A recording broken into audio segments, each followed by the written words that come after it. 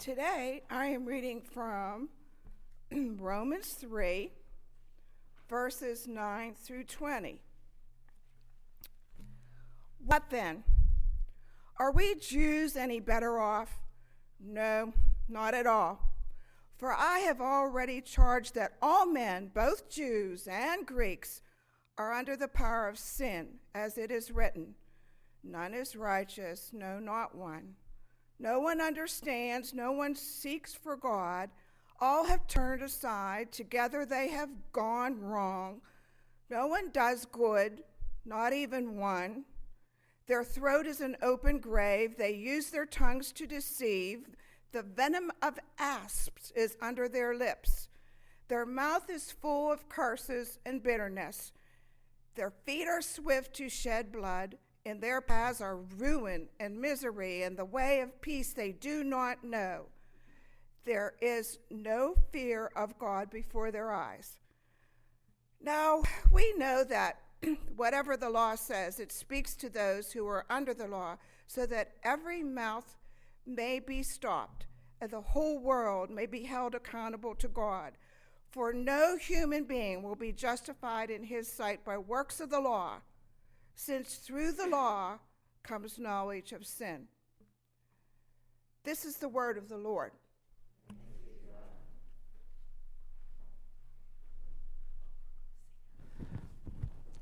I had lunch on Thursday with a couple of friends of mine from seminary, one of whom is a pastor of a church in Kent, Ohio, right on the outside of the skirts of the campus of Kent State. And at the end of his street, there is a house that is under quarantine. And he's telling me this about an hour into the lunch for Ebola. Right? This is an hour into our lunch. So everybody looks so horrified, right? Absolutely, and it's scary, isn't it? It is scary. Now, I mean, on the one hand, I think it drives me nuts that we're worried about it here, and we're not so much worried about the tens of thousands who are suffering and dying in West Africa. I mean, 2 people or 3 people in the U.S. have had Ebola. Tens of thousands in Africa have. I mean, it's literally threatening the lives of millions of people and literally threatening to destabilize at least a couple of countries. And when I say destabilize, that's a very bad thing for countries that have suffered within the last decade. Civil wars, that sort of thing. And so that it drives me a little nuts that we're worried about it so much here and not there. And yet the thing is, though, it is scary, isn't it? And I was thinking about this, and I was trying to think, what's so scary about it? On the one hand, it's a disease that kills half the people who contract it. That's scary. But there are lots of diseases that kill a large proportion of the number of people who get them. I think one of the things that's scariest about Ebola is that its symptoms are so normal. You know, people show up at the hospital because they're running a fever. Well, geez, I've run a fever at least twice in the last year. I have kids. I'm constantly sick. I never got sick before I had kids. Like, I was immune to everything prior to having children. In fact, not even having kids, sending kids to school. When my kids were in preschool, no, it's not stress. It's that they're little petri dishes of plague. They are. Children are the conduit for most infectious diseases. That's my opinion anyway. And chickens. Chickens also seem to be a problem. But children, I never got sick before I sent my kids, but now I'm sick a couple times. There you go. It's really normal kind of symptoms, right? Fever, little aches and pain, and a week later people are dead. It's frightening because it doesn't seem like it should be that bad. In a way, it's a little bit like sin. It's a little bit like sin. We are here, and we're, during the Sunday school hour, talking about how do we share Jesus with others? How do we share the gospel message? How do we share what the Bible teaches with others? And we're using an outline. Now, there's all kinds of different ways to do it, and no one right, one wrong. But we are using an outline called 2 Ways to Live that basically breaks down the gospel message into 6 points of an outline, and then trying to structure our own testimony around that. And one of the things that this Two Ways to Live outline tries to do is it tries to put Jesus into context. We mentioned it last week, that we say to people, hey, Jesus is the answer, but they've got to know what the question is. They've got to know, you say, you need Jesus, they got to know why. Why did Jesus come? Why do I need to follow that guy? Why do I need to trust in him? And so last week we talked about creation, right? We said, hey, we started at the beginning, that God created everything. And that by virtue of creation, he's the ruler, the rightful ruler. And that God created us to be rulers under him, right? But obviously, that's not where it ends. Because we can look around us at the world and we can say, hey, you know what? It sure doesn't look like people are living under the rule of God. We can look at our own lives and say, doesn't look like my life is being lived completely under God's rule. Yeah, we recognize this, and that's the second point of this outline, the reality of sin, that, we rejected God as our ruler. We tried to run our own lives, our own way, and we failed. We failed to rule ourselves, society, or the world. The third point is that there's a consequence for that, that God doesn't let that rebellion go forever. That the judgment on that rebellion is condemnation and death, right? And judgment after. The fourth point is that, hey, God has, because of his love for us, God has sent his Son, Jesus Christ, who always lived under God's rule, who got it right where we got it wrong, who, despite his own righteousness, died in our place so that we can live and be forgiven and be restored to a relationship with God. Fifth point, that God didn't allow Jesus to remain dead, but he raised him on the third day, right? That he and this is just really going with Philippians 2, right? That he gave him a name above every name, that he set him up as the ruler. And that he will one day return to judge the world. And the whole point of the outline is that you get to the end and you can say, hey, that means that there are two ways to live, right? We can live our way, under our own rules, or we can live God's way. And here are the consequences for each of them. Now, which way do you want to live? That's the gist of it. But before you get people to that, they got to know why. They got to understand, what is it we need? Why do we need Jesus? They got to know that God is the ruler. They also have to know that we've blown it. Now, here's the thing. When you're telling people, hey, all have sinned and fallen short of the glory of God, right? No one is righteous, not one. You're not telling them something they don't know deep down. You're not telling them something. They know they've messed up. They know other people have messed up. They know, we call it making mistakes, right? That's how we avoid saying, I've sinned. You want to see this? Watch any press conference with anybody who's been caught doing anything bad. I've made some mistakes. If you happen to be an NFL player or punched his wife out in an elevator, I've made some mistakes. If you happen to have been caught, taking bribes as a mayor, I've made some mistakes. Well, okay, yes, you've made some mistakes. You've sinned, right? So we know this deep down. But like Ebola, we constantly underestimate the problem. Because we look at the symptoms and we think, well, it's not so bad. It's manageable. I can handle this. So most of the people that we talk to, most of the people that you know who are not Christians, you're not going to tell them anything they don't know when you say, hey, we've all blown it. They know that. What they don't understand is how badly. They don't understand the depth. They don't understand the seriousness of the problem. They think, hey, I've got a fever. It's okay. Pop a few aspirin, we'll be better in a couple days.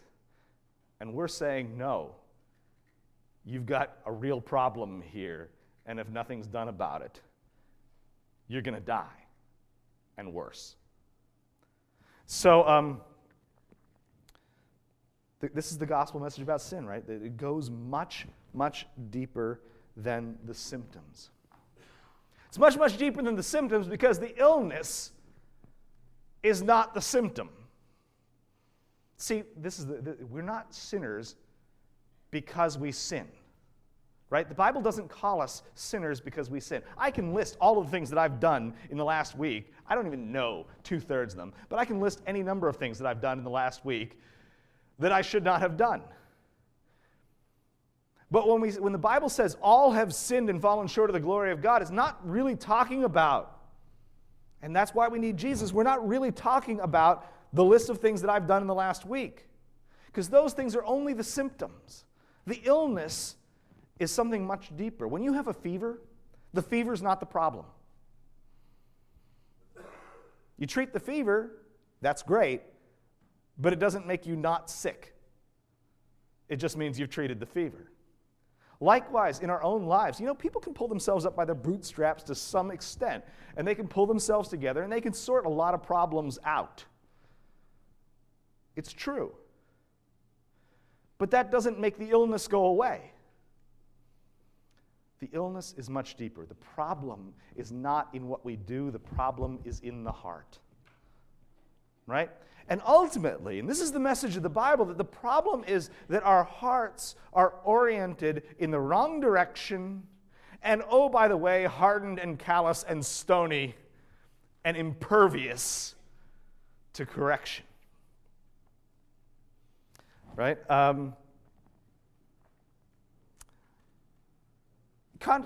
this is not normal. This is not, that is to say, this is not the way people normally think about it. Most people, when you say, hey, everybody's sinned, they say, sure we have. I'll try harder next time. Again, they're dealing with the symptom and not with the problem. The biblical view of the nature of sin, what the Bible teaches about sin is that sin is something that first of all, that we're born with, a condition with which we are born. We're born into it. We don't ask for it. We don't control it. And sometimes it seems good to us, or at least tolerable. You ever read, Proverbs 14:12. It says, there is a way that seems right to a man, but its end is death. We think we can handle it.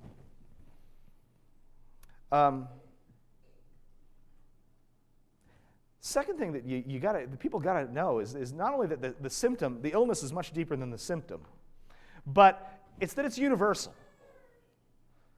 It's universal. Everybody is convinced that even if everybody they know has problems, there's got to be somebody out there who doesn't.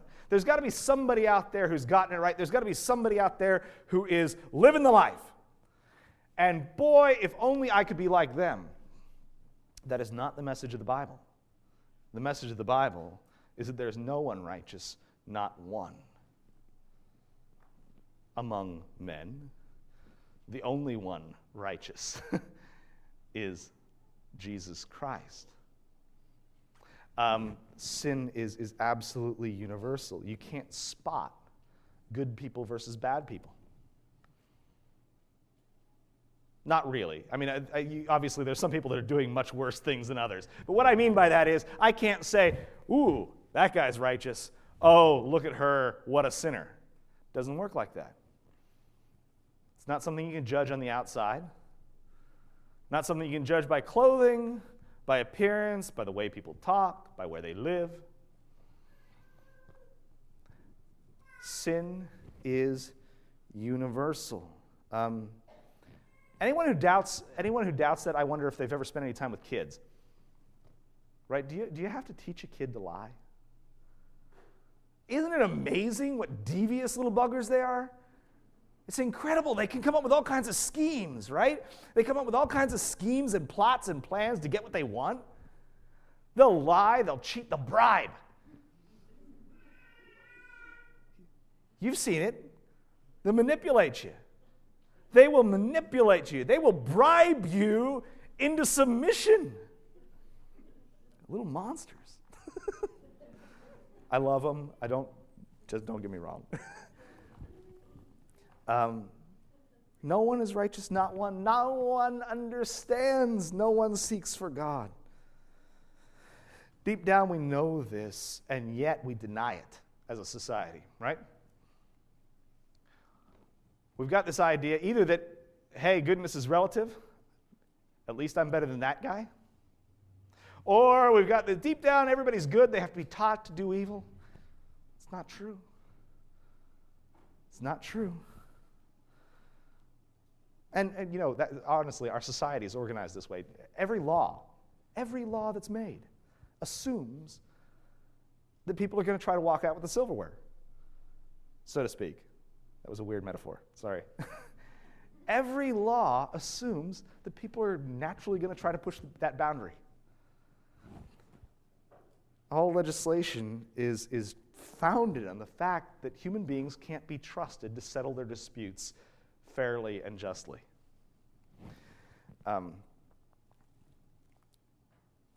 So people have to know that the illness is much deeper than the symptom, and they have to know that it's universal. They have to know that it's universal, and they have to know that it cripples the consequence. This is not a minor disease. We're not talking about a common cold here. We're talking about something a whole lot worse than Ebola. We're talking about something worse than cancer. We're talking about something with a 100% fatality rate untreated when we're talking about sin. We're talking about something that not only kills, but something that, in some ways worse, cripples. Cripples us. Ephesians 2, verse 1. Paul says that, talking to the Ephesians, before they were Christians, he says, you were dead in the trespasses and the sins in which you once walked. Right? And this is why it does no good to tell people, hey, you know what, you're a sinner, you really need to sort that out. Which, incidentally, is the message of several world religions. I mean, that is, in some degree, the message of Islam. You have sinned against God. Now fix yourself. You can do it. Well, here's the problem with that. You're dead. You're telling a dead person to fix themselves. You're telling someone who is dead in sin and trespasses to pull themselves up by the bootstraps and sort their life out, and it's not going to happen. Because dead people don't do much. I've been to a lot of funerals. I know.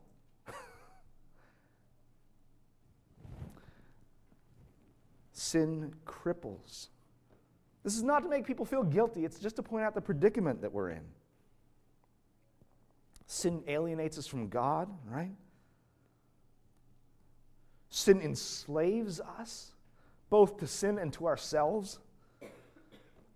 And sin, it cripples us even in our relationships with one another. So not only does it alienate us from God, but it alienates us from one another. We know this.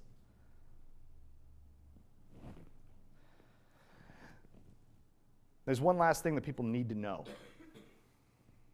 in order to understand the gospel, and that is that this disease of sin requires drastic surgery. In fact, this disease of sin can't be treated with aspirin. This disease of sin can't be treated with a self-help book. This disease of sin requires a heart transplant. And the good news is that's what's promised. Ezekiel 36, verse 26 says, and I will give you a new heart, and a new spirit I will put within you, and I will remove the heart of stone from your flesh and give you a heart of flesh. And I will put my spirit within you and cause you to walk in my statutes and be careful to obey my laws. We're not inviting people to a hand up when we're sharing the good news of Jesus with them. We're telling them that we all have a fatal illness in sin that cripples, that is universal, and that the only treatment for it is a heart transplant, which is exactly what Jesus promises. exactly what he came to do. By his blood to pay the penalty for our sin, by his righteousness to cover us, that we may stand before God, and by the gift of the Holy Spirit to give us that heart of flesh to know and to love and to serve God. It's bad stuff, sin. Much worse than people know. But the good news is God is far, far greater. Amen.